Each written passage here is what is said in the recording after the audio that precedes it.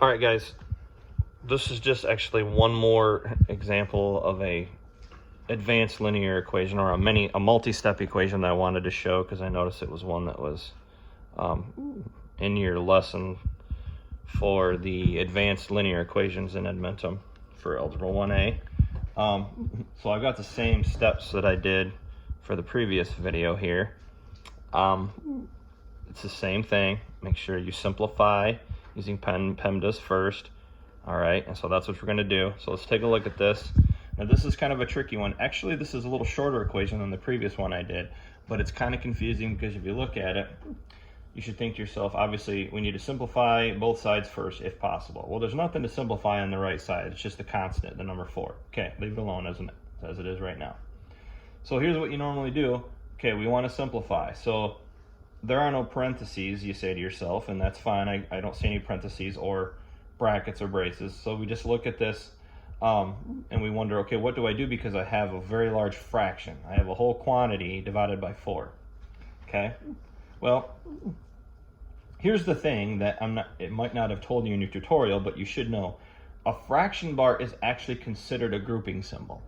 So the P in PEMDAS, where we do parentheses first, okay, all right, parentheses, exponents, multiply, divide, add, subtract, in that order, right? P stands for parentheses, which stands for any grouping symbols. So that includes parentheses, brackets, braces, and fraction bars. Okay, and in this case here, since this fraction bar is for the whole side, it really is a grouping symbol. So what we do is we look at this problem as a whole.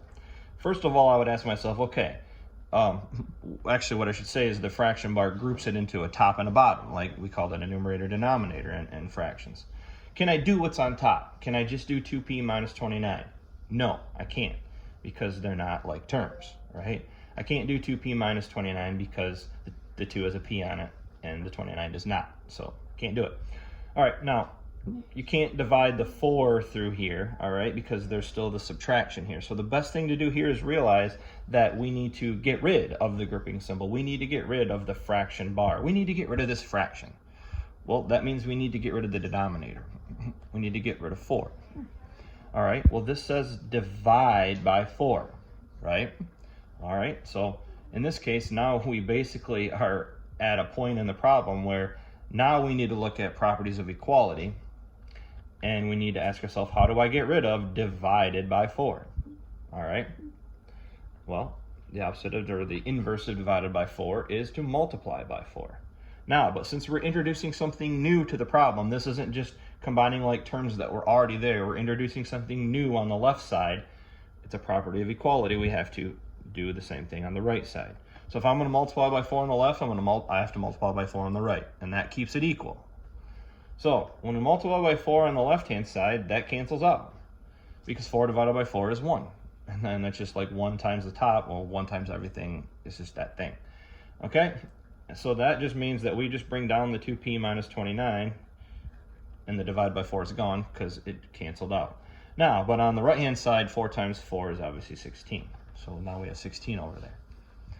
Okay, now we go back to our solving steps, and number 2 is if the variable exists on both sides of the equal sign, eliminate the smaller one. Well, if you look back at our problem, does the variable exist on both sides? No, we only have for p. The p is the variable here, right? It's only on the left. So we basically don't have to do that step. It's done for us. Okay, third step. Third step is isolate or get the variable term by itself by adding or subtracting. Okay, the variable term is 2p. How do I get 2p by itself? I need to get rid of negative 29. What makes negative 29 go away? Positive 29. But if we're going to add 29 to that side, we got to do it to this side. Okay, that's 0. That's why we do it, right? 16 plus 29 is, that would be 45? Yeah, 45. Okay, so we bring down the 2p, the equal sign, and the 45, and we're down to our last step here, which is isolate the variable, just the variable, not the variable term, but the variable now, by multiplying or dividing. All right, so we have 2p, and I just want p, right? So this is 2 times p, and the opposite of times by 2, or I should say the inverse of times by 2 here is to divide by 2 on both sides. The 2's cancel out, gives me my just p.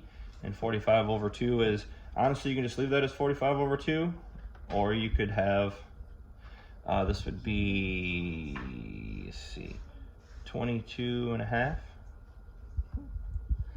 All right, or you could have 22.5. All right, those would be the ways to show the answer. Okay, so just one more example of a multi-step equation that's a little bit different than the others that we've seen so far. All right, good luck.